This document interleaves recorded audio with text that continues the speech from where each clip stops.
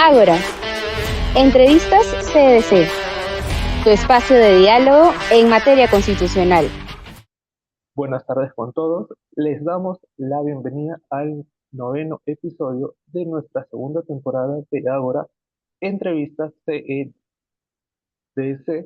el cual es un espacio que está creado por el Centro de Estudios en Derecho Constitucional de la Universidad de San Martín de Porres, en el que vamos a conversar con bastantes especialistas en esta materia y otras que están conexas al derecho constitucional. Para esta ocasión contamos con la presencia de la doctora Cecilia Vallejos, quien es abogada y licenciada en, en Ciencias Políticas por la Universidad Nacional de la Patagonia, San Juan Bosco, especialista en Derecho Procesal Civil por la Universidad de Buenos Aires, y es magíster en Género y Políticas Públicas por la Facultad Latinoamericana de Ciencias Sociales. Aparte es magíster en Derecho con orientación en Derecho Constitucional por la Facultad de Derecho de la Universidad Austral Casa de Estudios, donde ha complementado su formación en Derecho Procesal Constitucional, en Derecho Constitucional Latinoamericano y Derecho Constitucional Profundizado. Buenas tardes, doctora. ¿Cómo se encuentra usted? Buenas tardes, Efraín. Un gusto. Justamente esta doctora ya vamos a tocar este punto que básicamente es como que usted había eh, publicado un artículo donde usted habla básicamente sobre cómo es que la inteligencia artificial junto con estas tecnologías 4.0 va a impactar como tal en la democracia, viendo pues el caso peruano y un poquito más es, en el caso argentino, porque hemos visto que esta última selección pues fue sumamente eh, como que virtual, por así decirlo, porque estuvo una propaganda, pero que por redes pues, sociales, Facebook, TikTok, Instagram, todos pues votaban por una selección y que vemos cómo es que se está pues desenvolviendo hasta este momento ese gobierno argentino. Justamente vamos a iniciar con la pregunta que es, ¿qué es el Estado de Derecho o qué es el gobierno de algoritmos? Y cómo es que se expone como la revolución 4.0 con la inteligencia artificial y cómo es que la tecnología va a traer pues este cambio hacia el Estado y cómo es que va a afectar hacia la democracia misma. Bueno, espero recordar todos los puntos de la pregunta, bastante extensa. Bueno, un poco el artículo que hacían referencia hace parte de una temática que he empezado a investigar en este año puntualmente y parte a través de una preocupación que se está viendo y que es compartido por varios académicos, por varios docentes incluso de derecho constitucional, tanto en Argentina como en otros países de América Latina, que es el impacto justamente que tiene estas nuevas tecnologías, la inteligencia artificial, las tecnologías 4.0 o el Big Data también, que lo podemos llamar, en las dinámicas democráticas. Yo parto desde la noción de la íntima vinculación que existe entre las democracias y la consolidación del Estado de Derecho. Parto desde esa premisa en donde el debilitamiento del discurso o del diálogo democrático debilita justamente a los estados constitucionales de derecho, entendiéndolo justamente a los estados constitucionales de derecho como aquellos estados en donde justamente el centro de ese objetivo estatal es la persona misma. Parten desde un respeto irrestricto a la dignidad humana, desde una mirada humanista, en donde hay una limitación a los poderes de la mayoría, por los cuales tanto los derechos de las mayorías como los derechos de las minorías se ven alcanzados y protegidos en un balance complejo, pero justamente esa es la forma en donde o la mejor forma para conceptualizar un Estado constitucional de derechos, donde no alcanza la democracia que ejercemos cada 4 años, cada 2 años, como recién antes de empezar la entrevista hablábamos, que justamente América Latina está atravesada por procesos electorales en donde ya hay un desencanto en la población por las democracias, en donde se ha visto que las democracias no han podido dar respuesta a las necesidades o a las coyunturas latinoamericanas. Pero sumado a ese escenario, se introduce la cuestión o la problemática de la irrupción de estas tecnologías y de las inteligencias artificiales en la arena política, en la discusión justamente de los procesos electorales. Y ahí empieza la cuestión en donde mi artículo no intenta ser pesimista, sino intenta traer cierta preocupación, porque es cierto que las nuevas tecnologías, las inteligencias artificiales, el acceso a la información, ha traído y ha facilitado la cuestión de la transparencia, la cuestión de un control más democrático de los actos de gobierno. Por un lado, también incluso ha permitido que voces minoritarias se encuentren en un foro, ¿no? Puedan distribuir sus mensajes, sus discursos, pero también ha provocado, y ahí es donde entra la preocupación, cierta homogeneización en los que son los mensajes a través del uso de los algoritmos. Esto que por ahí mencionabas, Efraín, sobre el gobierno de los algoritmos, en donde estamos en un escenario en donde los ciudadanos dejamos de ser ciudadanos titulares de derechos a pasar a ser usuarios de estas redes de información masiva, en donde muchas veces, o la mayoría de las veces, desconocemos quiénes están detrás de esta autopista informática y cómo es que esa información llega o no o llega a nosotros. Esa clasificación previa no termina de ser tampoco transparente. Y un poco la preocupación está en cómo esa falta de transparencia impactan las agendas públicas, impactan los discursos y justamente impactan en los resultados electorales. Un poco es lo que intento en mi artículo problematizar. Lejos está en traer respuestas, sino que la idea es generar más interrogantes. No me acuerdo si respondí mayormente las preguntas, pero Está bien, doctora, no, justamente porque estábamos viendo de que, claro, pasa mucho de que tanto Perú como muchos otros países siempre han tenido pues esta tendencia de entre la democracia e irse hasta un gobierno de facto. Creo que siempre, por lo general, cuando pasa ese gobierno de facto, como que casi la mayoría está contenta, pero pasan otros años y vamos a retornar hacia la democracia, pero pasan otros años y retornamos otra vez. Cosa que es bastante interesante, en verdad, porque pasa en bastantes países, pero que, bueno, ¿no? Eso es parte de lo que estudiamos aquí en el derecho constitucional y que es lo que nos, como que nos termina apasionando siempre. Puesto vamos para la siguiente pregunta, que es, justamente se está mencionando sobre las crisis que hay cuando se desarrollan estos debates como que democráticos, y esta palabrita a mí me pareció como, como que interesante porque usted habla que es una conversión de la persona humana hacia un homo digital y la presencia de estos pues gigantes y vemos que hay empresas que cada vez que como que desarrollan muchas más sillas y cada uno tiene su propia base de datos. Y otro tema aparte es que cada persona va a desarrollar IA como crea conveniente que pueda funcionar IA. Entonces viene aquí la pregunta, ¿cómo afecta esta revolución a este diálogo racional que requiere una democracia? bien.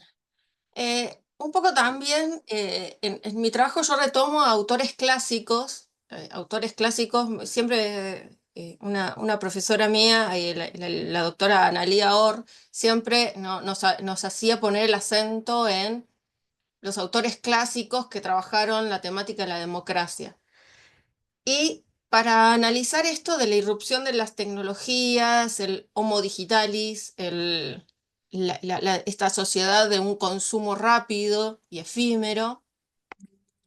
Lo que intenté al poner en diálogo a dos autores, un autor como Jürgen Habermas y su teoría de la acción comunicativa y la cuestión de la discusión racional como un elemento de las democracias racionales o la democracia deliberativa, y por otro lado un filósofo que está bastante en boga, que es Byung-Chul Chal, en donde analiza y retoma esta cuestión de la racionalidad.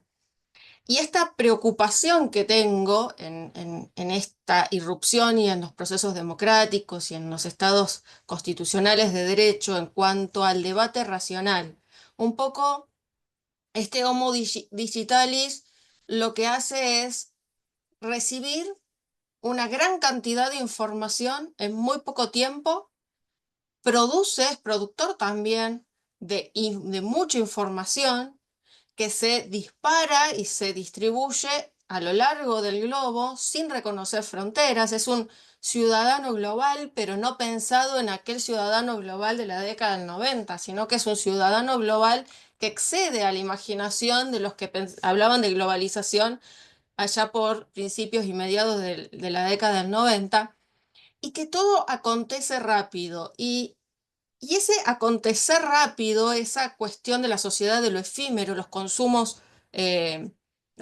rápidos, los consumos efímeros, por ejemplo, incluso las cuestiones más materiales, como la cuestión de la ropa o cuestiones así, la ropa descartable, ¿no? Estos consumos nos hacen perder el análisis y la empatía. Y para una democracia, además de tener muy claras las instituciones. Una democracia es un gobierno en donde las reglas de juego tienen que ser claras. No nos podemos dar el lugar para las sorpresas. Por ejemplo, la Corte Suprema de Justicia de la Nación, en un caso en donde se debatía la composición de la Argentina, del Consejo de la Magistratura, órgano que designa a los jueces, en un intento por un sector político de cambiar las mayorías, fracturando su propio bloque, critica justamente estas herramientas de las sorpresas. Estas sorpresas que lo que intentan es cambiar el balance de las reglas de juego democrático.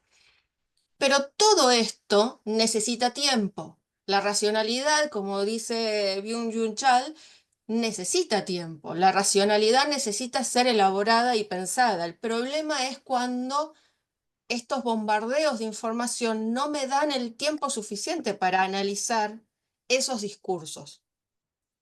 Y ahí entra la cuestión de la discusión racional o democrática que analiza Jürgen Habermas para una democracia deliberativa.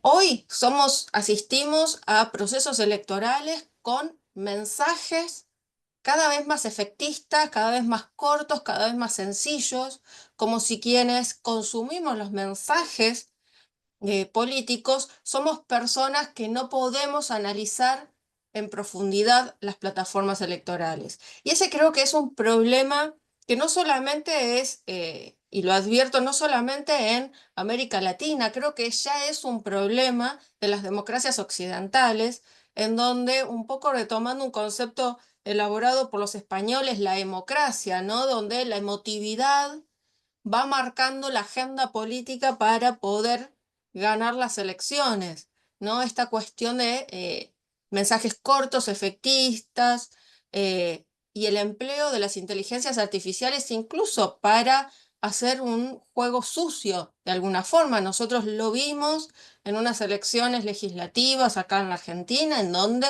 mediante inteligencia artificial se modifica un spot de campaña de un partido para que manden a votar a un candidato de otro partido. Entonces ya lo estamos viendo. Y ahí empieza la cuestión de la racionalidad, el tiempo que tenemos para analizar el ciudadano, para poder analizar. Pensemos que el ciudadano ya no consume prensa, el ciudadano hoy consume redes sociales. Y por último, además de esta cuestión de la emotividad y también saber quiénes son los que están detrás de este uso de estas inteligencias, que es un poco que también es la preocupación. El manejo de la propaganda política no es nuevo. Tenemos los ejemplos de los regímenes fascistas en Italia, el nazismo en Alemania, que son los típicos ejemplos cuando uno estudia en la universidad propaganda política. Eso sabemos, pero la diferencia actual es que no necesariamente sabemos quiénes son los que están detrás de estos nuevos manejos para el impacto de una nueva o un nuevo estilo de propaganda política. Me parece que también nos habilita a ir repensando quiénes son los que están detrás, si son personas o si son solamente máquinas. Es un poco pensar en el futuro, están las máquinas detrás de todo esto, ¿no?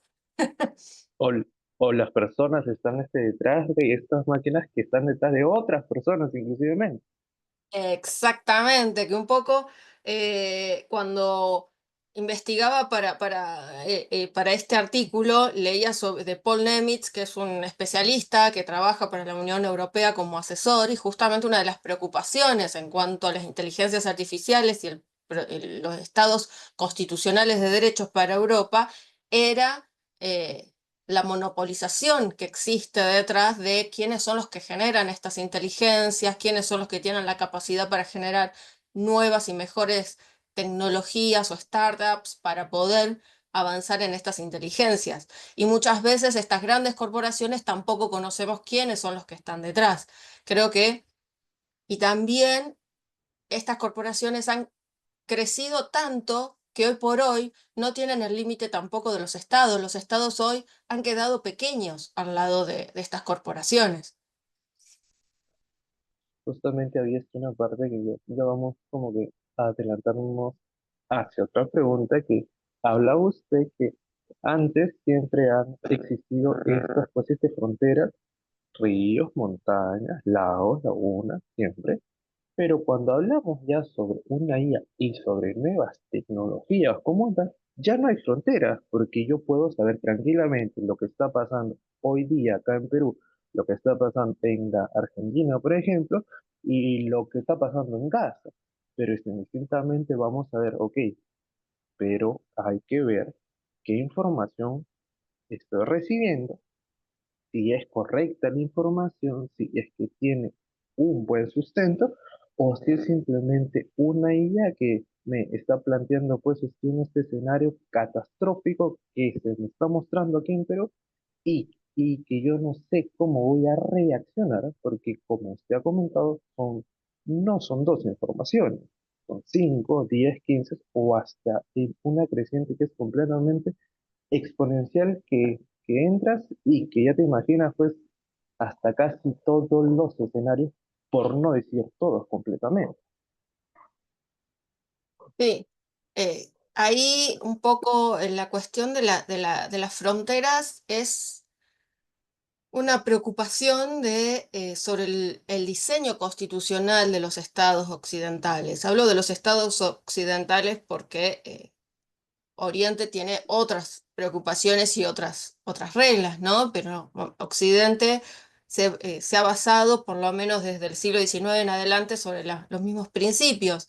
Pero la cuestión es el tema de la frontera y el tema de las deepfakes, las llamadas deepfakes, estas noticias falsas que proliferan y avanzan y calan muy hondo incluso en la idiosincrasia de la población. Y ahí también aparece la cuestión de la regulación de lo que se publica y lo que no se publica. Es cierto que las empresas que manejan los Big Data y demás tienen herramientas de censuras previas privadas en donde al advertir determinados casos en donde puedan estar vinculados con la comisión de delitos, ya sea pornografía infantil, trata de personas, apología al odio o al racismo, muchas veces censuran de forma previa, es una censura previa. Por otro lado, también censuran mensajes que tal vez no necesariamente están vinculados a la comisión de un delito y terminan cercenando la posibilidad de multiplicar otro tipo de discursos, ¿no? En donde no termina de quedar claro cuál es la cuestión de ese filtro. Y esa forma de censura que realizan estas empresas muchas veces choca con, por lo menos choca con el sistema interamericano de derechos humanos que tiene prohibida la censura previa. Entonces, también ahí hay que repensar varias cuestiones en donde los estados, las fronteras y las legislaciones vienen a quedar un poco eh, degastadas o en desuso, porque también hay otra cuestión. Podemos sancionar a una de estas productoras de grandes tecnologías, pero ¿y la capacidad de hacer cumplir esa sentencia? ¿La tienen los estados? Eh, Me parece que esa es otra cuestión. Cuando vemos sentencias de la Corte Suprema o de distintas cortes de Estados Unidos, en donde justamente analizan esta cuestión de la censura de los tweets de un presidente norteamericano, la cuestión de la censura de acceso por parte de ciudadanos que fueron censurados por un presidente y no pueden ver los tweets de ese presidente. ¿Hasta dónde incluso uno de los países más poderosos del mundo ve limitado su poder ante estas grandes corporaciones? Entonces, ahí es donde aparecen estas cuestiones que por ahí, para quienes nos gusta un poco la ciencia ficción, ya lo hemos visto en algunas que otras películas o leído en algunos libros, pero lo estamos viendo de forma, no como la hemos visto en las películas, pero lo estamos viendo en la actualidad. Esta cuestión en donde los estados ya han dejado de ser estos organismos de poder frente a estas grandes corporaciones. ¿Y qué impacto tienen estas corporaciones para el juego democrático y para los estados constitucionales de derecho? Esa es la gran preocupación, creo que existe, y creo que en América Latina todavía no se ha anclado muy fuerte la preocupación sobre esta temática. Y me parece que tendría que ponerse en la mesa. La Unión Europea ya incluso tiene un tratado que regula esta cuestión. Deberemos ver con el tiempo si este tratado realmente se puede Efectos, cumplir, ¿o es no? efectivo. Estados Unidos tiene sentencias orientadas hacia este punto, pero habría que ver América Latina si también empiezan a hacer esta preocupación sobre el socavamiento que se está viendo del juego democrático. Justamente aquí en Perú es un poco más complejo el tema porque hace un par de meses ya se está como que debatiendo si hay que salirnos de la corte o no, si nos beneficia o no. Entonces, ese es otro punto, claro, o sea, hay que crear otro tratado que especifique cómo es que se está tratando, valga la redundancia, todo, toda esta información que uno está subiendo a su Instagram, a su Facebook, pero ¿cómo voy a tratarlo si es que tengo estados que se me quieren ir, ¿no? Porque si quizá no he sido yo corte, estoy diciendo, eh, como que bastante efectivas en mis sanciones o en mis sentencias. Perú es uno de los países que tiene más sentencias que no ha cumplido. Entonces vemos también ahí este otro punto, cómo es que jugamos cosas que con ese poder de que, claro, yo pertenezco a la corte, yo estoy en la corte, pero no le hago caso a la corte. Entonces, esa es pues, otra dicotomía que es bastante interesante. Eh, Vamos, doctora, si es que me lo permite, hacia la siguiente pregunta, que era justamente so- sobre este tema de que cuando estamos ante esta red gigantesca, ya no hay como que fronteras. Vi en esta pregunta si es posible una regulación sin afectar los contenidos de los derechos fundamentales, específicamente de la libertad de expresión y de acceso a la información como tal. Bien, yo creo que es posible, yo creo que es posible un poco lo que hay que volviendo un poco a lo que fue mi artículo, lo que yo digo es que es necesario regular, no restringir. eh, la Corte Interamericana, en un caso que no tenía nada que ver con inteligencia artificial, sino con el acceso al avance de la ciencia en el campo médico, dijo que el derecho al acceso al avance de la tecnología es un derecho humano.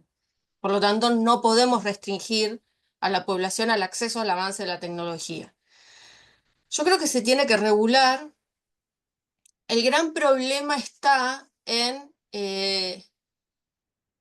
cómo regulamos el acceso a la información, ¿no? La cuestión de las deepfakes o las noticias falsas, que son generalmente las que generan mucho daño tanto a la democracia o a las personas en su individualidad. Cuando hablamos, por ejemplo, en este último año, la Corte Suprema de la Argentina ha sacado varias sentencias sobre protección al derecho a la intimidad, restricciones a la cuestión de la prensa cuando se vulnera la dignidad de las personas, vinculado a personas famosas de aquí, de Argentina. Pero tenemos esta cuestión del artículo 13 de la Convención Americana en donde está prohibida la censura previa. A diferencia de la regulación que tiene, por ejemplo, Estados Unidos, en donde diferencia entre quién produce la información, si es público o es privado, en donde si es un funcionario o un órgano público no puede censurarse la información, tiene que ser de libre acceso, mientras que si es privado, tranquilamente se puede restringir ese acceso, ¿no? Esa es una de las clasificaciones que ha ido construyendo la Corte Suprema de Estados Unidos hasta el momento. El problema está en cómo se regula estos usos. Estos usos se tienen que regular, es muy difícil. Algunos autores argentinos proponen que para su regulación tenga que ser una composición de expertos interdisciplinarios, por ejemplo, de distintos ámbitos académicos, para que puedan buscar la mejor regulación posible y que sea posible su cumplimiento.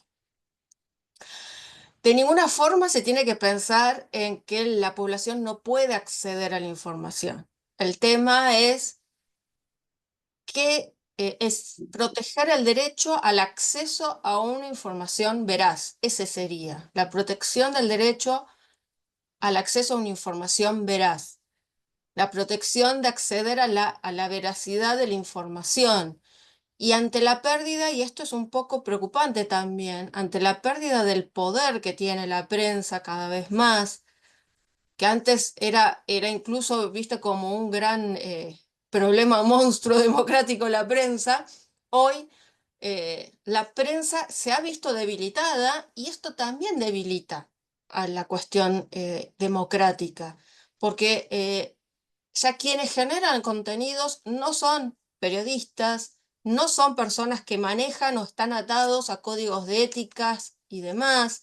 Yo puedo hacer un TikTok e informar X cosa y la gente lo va a creer, porque cuánta gente contrasta lo que dice alguien de TikTok con una página de un diario o de un blog escrito por un periodista, ¿no? Yo creo que se tiene que pensar y regular desde la producción de contenidos de información, desde cómo se sanciona la generación de informaciones falsas, esa generación de información falsas, cómo afecta a la dignidad de las personas por un lado, y por otro lado también una regulación cuando afecta el debate democrático. Yo creo que se tiene que pensar en dos tipos de regulaciones. A nivel mundial tenemos algunas primeras sentencias que buscan soluciones, que podrán ser acertadas algunas, desacertadas otras. Tenemos situaciones, por ejemplo, en Brasil han tenido sus sentencias, tenemos incluso en Argentina sentencias que han, han regulado o incluso han ordenado que se quite de difusión los videos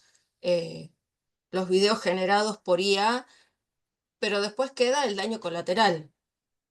Nosotros con esta función que tenemos de la prohibición de la censura previa, en donde se tiene que censurar con posterioridad que el mensaje ha sido multiplicado, primero, ¿se puede levantar ese mensaje de toda la red?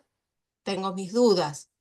Y la segunda, siempre recuerdo una película que justamente se llama La Duda, en donde daba el ejemplo de cuando uno emite una información falsa de una persona, en este caso acontecía una película con Meryl Streep y un actor que ahora no me acuerdo el nombre, entonces daba el ejemplo cuando rompo la almohada y vuelan las plumas.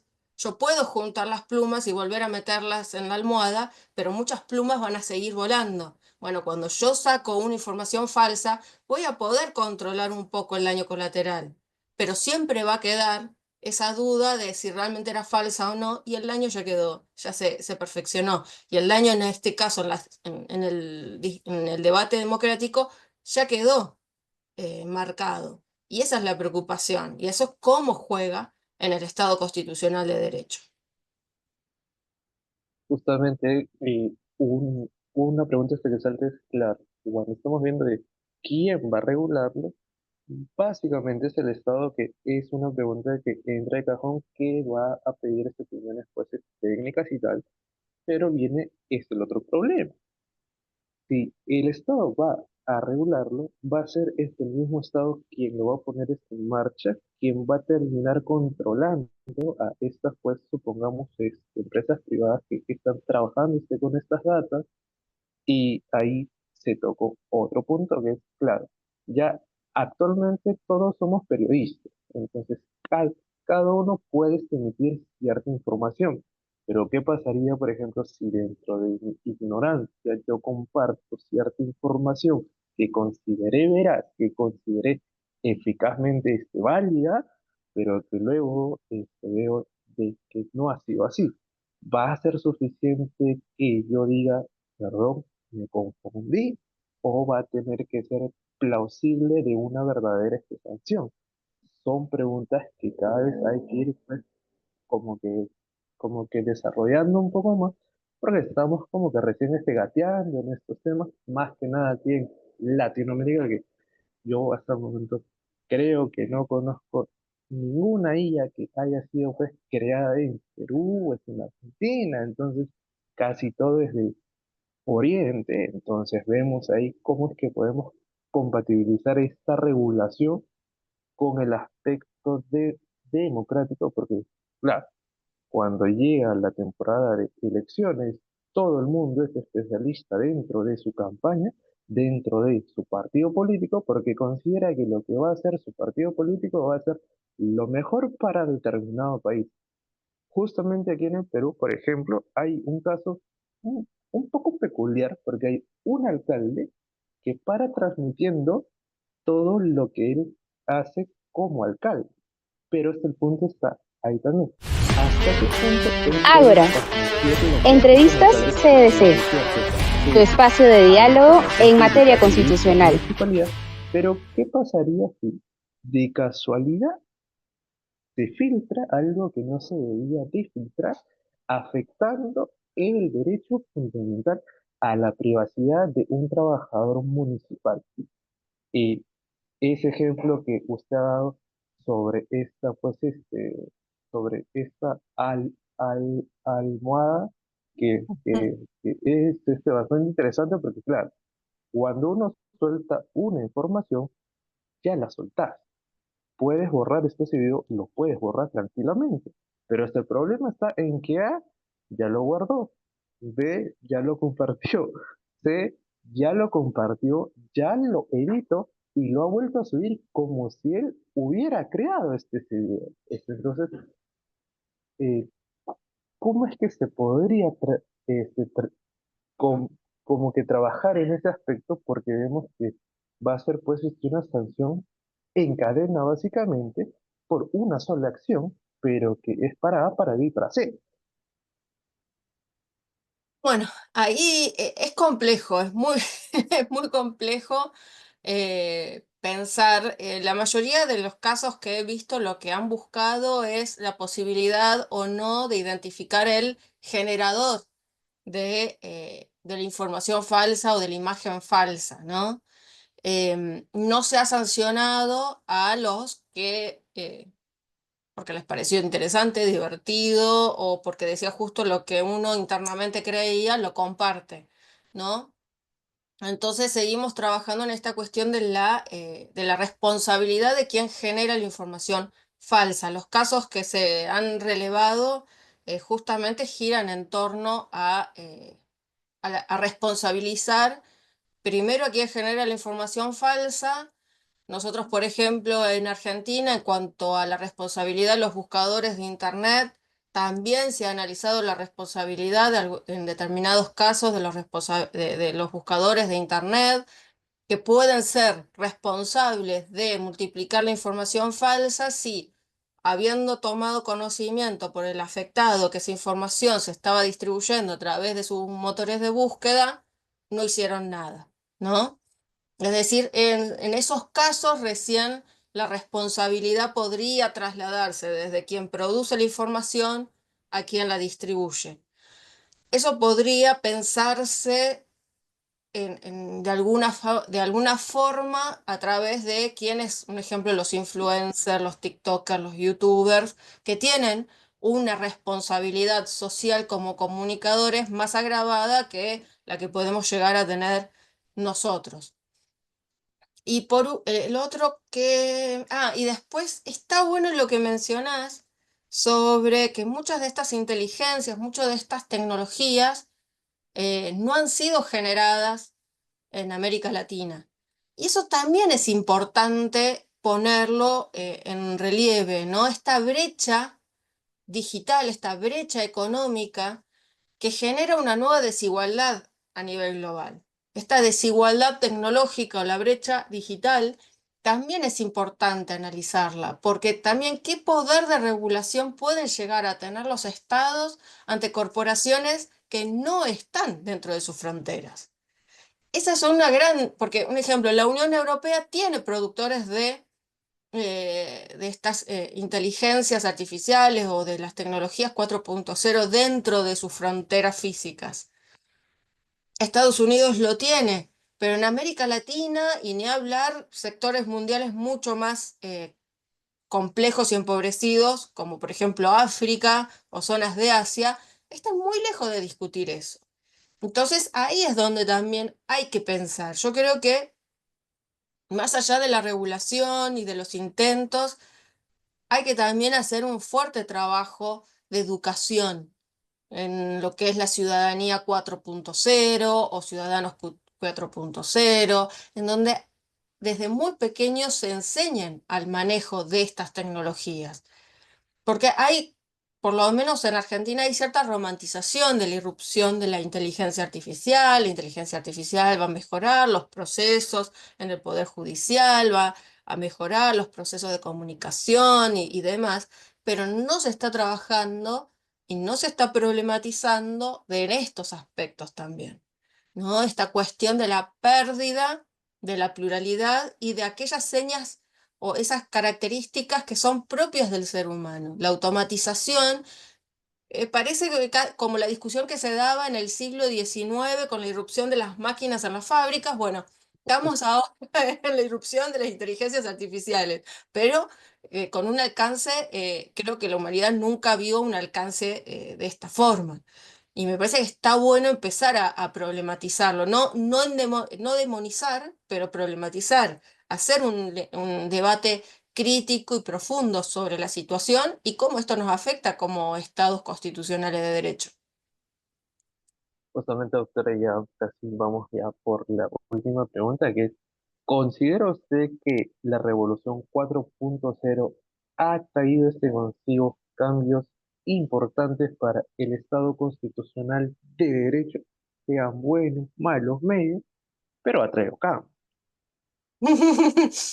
Yo creo que sí, ha generado grandes cambios. Creo que todavía en algunos aspectos no somos conscientes de los cambios que ha introducido. Yo creo que esta irrupción de las tecnologías nos hace pensar las categorías que conocíamos, que estudiamos en la academia, hay que volver y repensarlas. Yo creo que hay que repensar conceptos básicos como ciudadano, como soberanía, como democracia. Yo creo que esos pactos en los que se fundaron nuestros estados, esos pactos fundantes de la Constitución y demás, tienen que volver a ponerse en la mesa y rediscutirse para que realmente puedan dar verdadera protección al individuo. Hoy el individuo firma sin saber o firma estos convenios sin conocer que le está entregando por poco más la información de su grupo sanguíneo a vaya a saber quién. y cómo el Estado puede proteger a ese ciudadano que generó eso. Son discusiones que se tienen que dar. Yo creo que hay que repensar, hay que empezar a mover la academia de esta cuestión más clásica hacia esta academia también 4.0 para poder habilitar nuevas herramientas que nos permitan seguir viviendo en un Estado constitucional de derecho, pero con sistemas representativos acordes a la realidad. Considero que la forma de representación que tienen nuestras democracias, y lo digo en términos generales, están atravesadas por una crisis en donde la gente está viendo que las democracias y sus representantes no están a la altura de las demandas. Creo que es necesario volver a poner las cartas sobre la mesa, discutir de forma seria y siempre basados en esta mirada que, insisto, de la protección de los derechos humanos, la situación que ustedes están viviendo ante la posibilidad de salirse del sistema interamericano de derechos humanos, la situación que se viven en varios países, como incluso Argentina, son situaciones o el avance hacia los poderes judiciales, como se ha visto en la marcha en Ecuador, son situaciones que nos hacen repensar que es necesario renovar este pacto, como nos enseñaron en la escuela del constitucionalismo, pero pensando un constitucionalismo 4.0, un constitucionalismo para la gente y la sociedad de hoy. Yo creo que hay que empezar a habilitar los espacios para pensar, para proponer, para buscar formas para que luego esto se traduzca en cambios que puedan beneficiar a la ciudadanía y a América Latina. Justamente, doctora, que es bastante interesante cuando usted habla de hay que volver a fundarlo, pero ya en una versión 4.0, pero viene automáticamente a mi cabeza lo siguiente, pasa que aquí en el Perú hay muchas ciudades que quizá cuando miran y cuando tú les hablas sobre qué es un Internet, hasta ahora como que se sorprenden. Ahí el punto sería, ok, si tienen un estado que, vamos a ponerle, que en estos últimos 20 años no ha sido capaz de llevarles algo de tecnología, ¿cómo es que yo podría convencer a estas personas? No, hay que volver a fundar este Luis 4.0 cuando la primera pregunta es que van a hacerme, pero acá ni siquiera viene el 1.0, entonces, Sí, ¿cómo en es que realidad, trabajamos en este aspecto? cuando digo refundarlo en 4.0 es pensar en nuevas formas de representación. Eh, bueno, América Latina es el continente más desigual del mundo, ¿no? Justamente eso no hay que perderlo de vista. Yo vivo en un lugar, yo vivo en la Patagonia Argentina, donde en el interior de la Patagonia Argentina no llega internet. Pero de todas formas, el debate político, lamentablemente, le da la espalda a esas realidades. Esas realidades no están puestas en las agendas públicas. Las agendas públicas no están marcadas por esas realidades. Pero esas realidades sí están definidas o su futuro están definidos por estas agendas públicas que no las tienen en cuenta. Entonces, es muy complejo ante la diversidad. Tenemos una diversidad y una alta movilidad. Tampoco debemos dejar de lado el fenómeno migratorio. Hoy por hoy, en lo que es el sur de América Latina, relativamente se ha frenado el oleaje, la oleada migratoria, pero en cualquier momento podemos volver a vivirlo y esa diversidad y esa problemática también se ve atravesada. Yo creo que los estados constitucionales están atravesados por una crisis muy profunda de representatividad y creo que no estamos todavía tomando conciencia de esa crisis y de la necesidad de volver a discutir para generar nuevas formas de representación, tomando en cuenta además todo esto de las tecnologías. Pero es cierto que esto de las tecnologías, aunque ese pueblito que no tiene internet no acceda, esa tecnología sí le va a afectar su vida. ¿Por qué? Porque tal vez ese pueblo está cerca de una zona donde se extrae litio, donde se extraen tierras raras para mantener todos estos grandes conglomerados corporativos. Entonces, está todo interrelacionado y yo creo que celebro que se generen estos espacios para por lo menos salir un poco de las De noticias, lo clásico. lo clásico, y poder ir abriendo un poco una mirada hacia el futuro y hacia lo que viene. Justamente ahora pasa que siempre pasa algo aquí en el Perú. En el Perú nunca vas a aburrir. Entonces pasa que estamos en una temporada de censos, ¿no? Básicamente el Estado pone a más ciudadanos para que vayan a diferentes casas para que pues pregunten cuántos viven, cómo viven.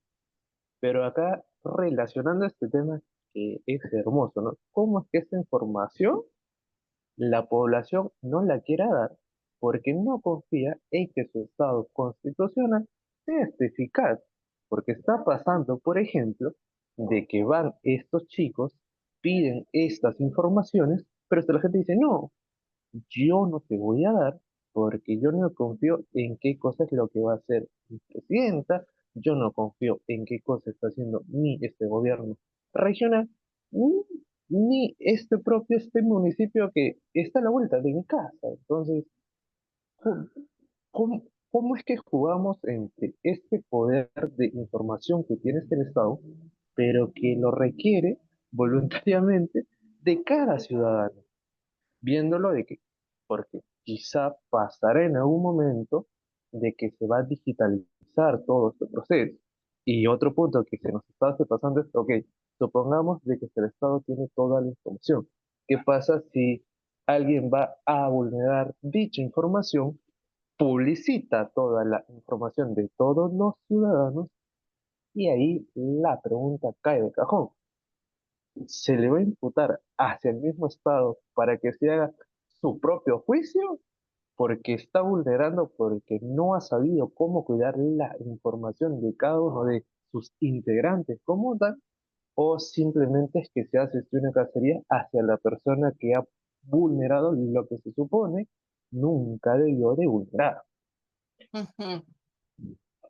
Bueno, lo del acopio de información, nosotros en Argentina, por ejemplo, y tenemos regulado el habeas data, ¿no? El habeas data, que es la protección justamente de las bases de datos, especialmente de la información sensible, que también puede hacer responsable tanto al Estado como al particular. Pero ahí vos marcabas una contradicción que también acá en Argentina ocurrió, se vio mucho en la época de la pandemia, cuando había que bajar unas aplicaciones para cargar los datos y demás, y con eso uno podía transitar, en donde la gente no quería dar sus datos. Pasó exactamente lo mismo porque tenían miedo de que el Estado qué iba a hacer con esos datos, pero tenían toda su información subida a cuánta aplicación y desconocían quién estaba detrás. Entonces, también está esta dicotomía entre el Estado es malo, me vigila, pero la corporación de la red social es buena y lo único que quiere es hacerme divertir.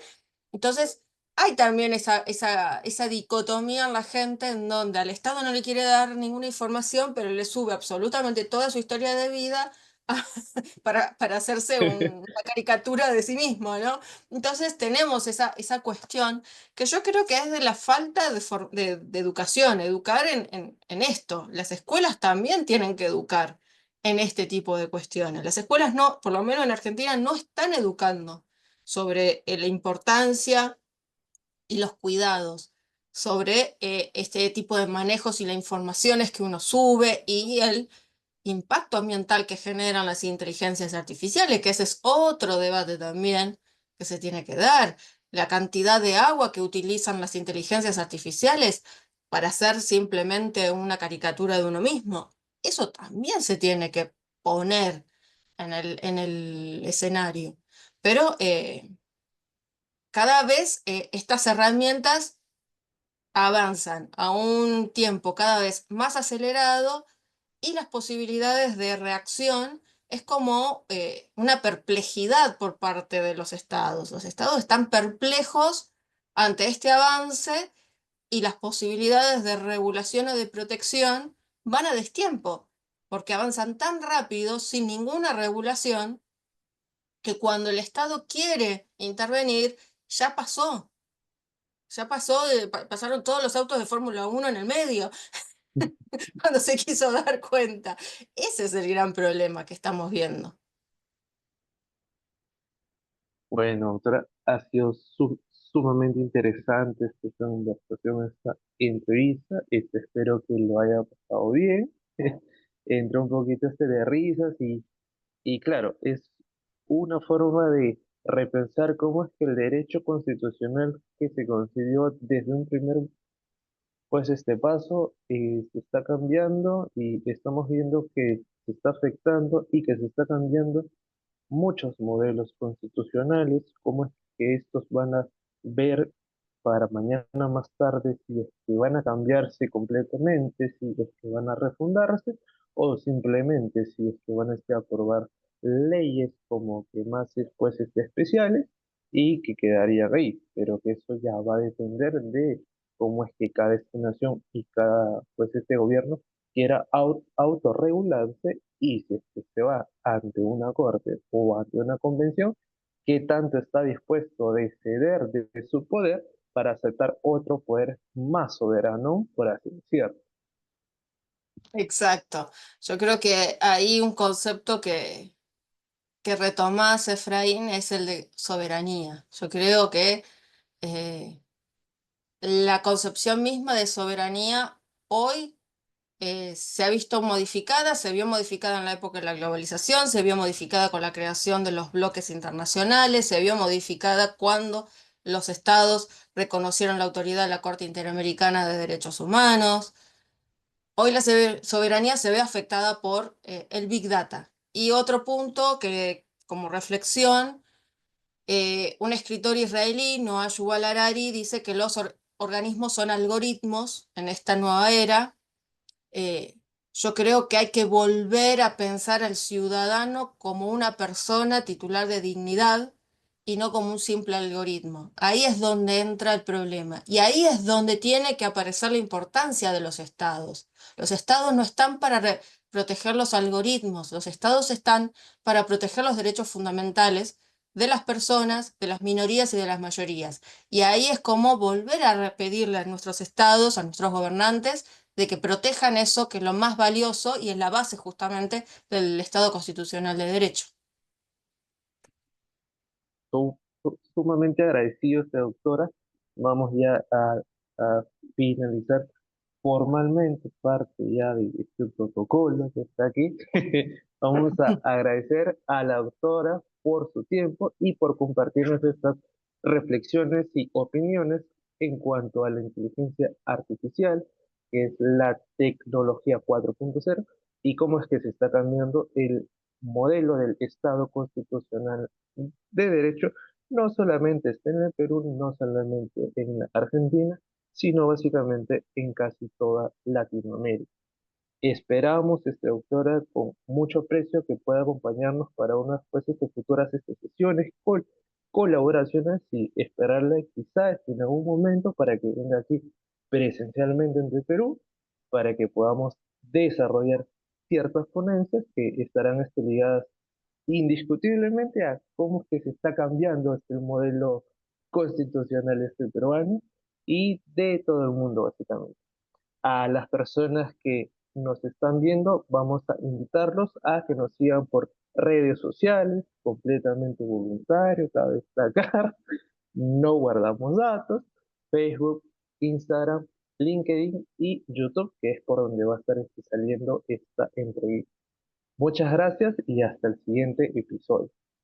Muchísimas gracias y gracias por la convocatoria. No, gracias a usted, doctor. Ágora. Entrevistas CDC. Tu espacio de diálogo en materia constitucional.